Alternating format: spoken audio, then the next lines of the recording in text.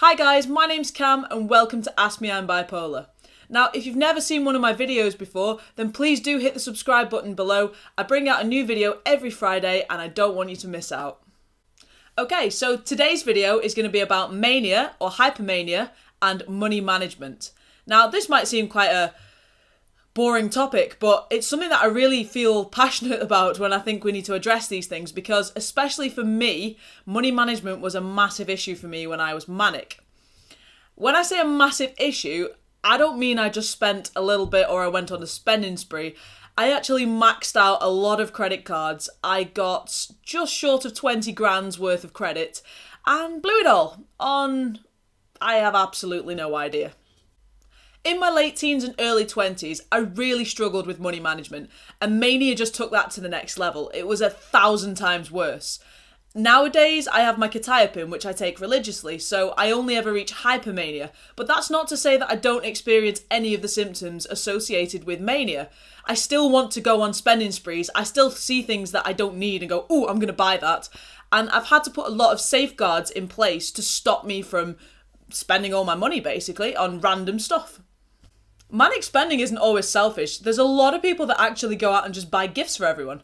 You know, buy really expensive things that people need or even don't need, either way, and they don't see that as part of the mania. They just see that as, oh, I'm being generous, I'm buying a gift.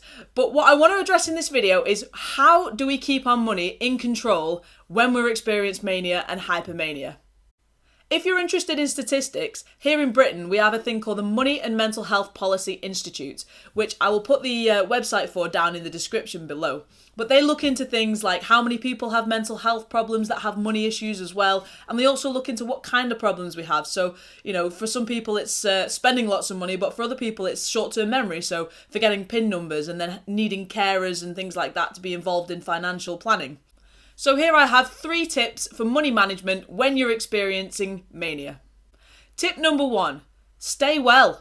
Now, I know that sounds a lot easier than it actually is, and don't get me wrong, I have been to the worst places where I have had no control over what I'm doing, and I 100% understand how that feels and how difficult it is to stay well. I have to absolutely micromanage my lifestyle, take my pills religiously, exercise properly, eat properly, sleep properly. You know, I've got to watch how many hours I work, how much social interaction I have. You know, my life is a science experiment almost. But the key thing to getting rid of any of the symptoms of bipolar, or even just minimizing any of the symptoms of bipolar, is staying as well as possible. So if you want to do that and you want to manage your money, make sure everything in your lifestyle is going right. Make sure everything is under control, and that way it will minimize the effects of the mania or the hypermania in the first place.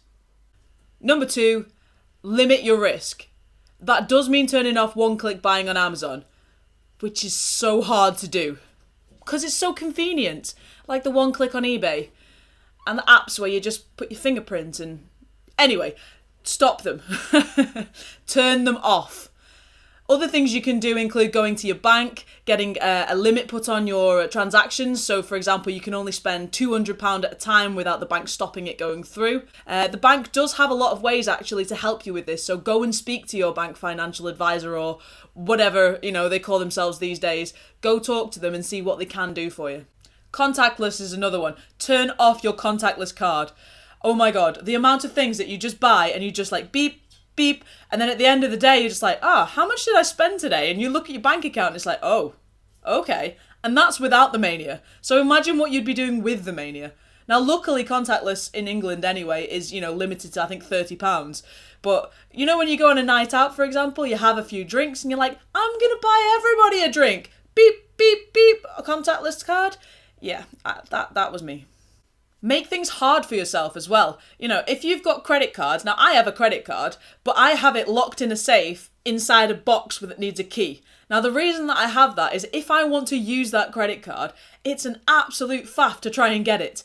I've got to go into another room, got to find the code for the thing because the code's on a piece of paper somewhere. Then I've got to get in there. Then I've got to go out and find the key. Then I've got to come back. And when I'm manic, I won't commit that amount of time to doing that. You know, I'll think it's a great idea to buy something. I'll want my credit card. I'll get frustrated trying to get through all the fail-safes I've put in place to get to the credit card. And then I'll be like, oh, sod this, it's a bad idea. And then I'll just go off onto something else. So make it as hard as possible for yourself to get to credit. or even savings or anything like that. You can also speak to credit reporting agencies like Equifax or Experian, and what they can do is they can refuse any line of credit that you apply for. So you can say to them, okay, I need you between now and 6 months from now, anytime I apply for credit, to say no. It might seem extreme to cut off your credit lines and cap your transaction limits, but in the moment, in the mania, what you think is a great idea to spend all your money on is probably not. And it's best to have that fail-safe in place so then you can have the time to come back and go, did I really want that? One of the things that I find really useful is I've found a savings account that takes the money out of my wages before the wages hit my bank, which means it's already in the savings when I get my money. To me, that's great because I don't see it come out. I don't know it's there almost. I kind of forget about it, to be honest. But it always means that I've got a backup of cash somewhere because it constantly, every month it's going out, so it's building up. And tip number 3 is use someone you trust. There's various ways that you can use a trusted person to help you. Now, the most extreme way is obviously to give them power of attorney, which means that they legally have the right to deal with your accounts for you on your behalf, with or without your consent at that point.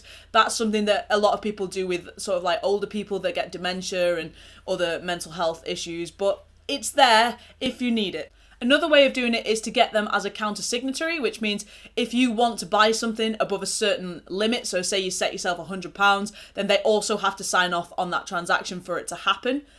I mean, the easiest way to do it, and the sort of non-legal route in doing it, if you absolutely trust the person, is to just say, okay, you get paid, I'm going to give you my wages, and then you give me enough money to live on, or you pay my bills out for me and then give me sort of like a supplement to live on at the time. And if I want something, I'll then come to you and say, I want to buy this. And at that point, that person can go, no, that's absolutely insane. You do not need an alpaca in the house. Or they can turn around and say, no, actually, you do need a new pair of trainers. There's the money. Another thing that banks do is they can send out an email notification to a trusted person. So, for example, you set a limit of £500 and you could be like, okay, I'm going to go out and buy that llama. And then they get an email notification to your other half or to your parents or whatever going, £500 has gone out to the petting zoo or wherever. And then they'll be like, okay, that's not normal for you. So they can ring you up and sort of like keep you in check and maybe help you return the product if that's the case. It is kind of scary giving someone the power to take away your autonomy like that. I mean, nobody wants to be in a situation where they have no control over their own life. But when you are in mania, and hypermania to some extent, you aren't in control. It's not the real you that's thinking. So, it's a good idea to give that trusted person a degree of control over what you're doing. You can take that control back, though. You have to set really strong boundaries and say, look, I know when I'm in an episode, so from this period to this period, I want you to do X, Y, and Z. But after that date, when I'm feeling better, you're not in control anymore. You have no say over this. Strong boundaries is an absolute essential for doing something like that. Otherwise, it can lead to arguments and other problems, especially when money's concerned. Nobody wants to argue over money. Aside from these top 3 tips that I'm giving you here, there's other things that you can do. You can take financial planning classes, or you can use apps to do your budgeting for you. I mean, I do personally use an app myself. I think it's called Cash Calculator. I could be wrong.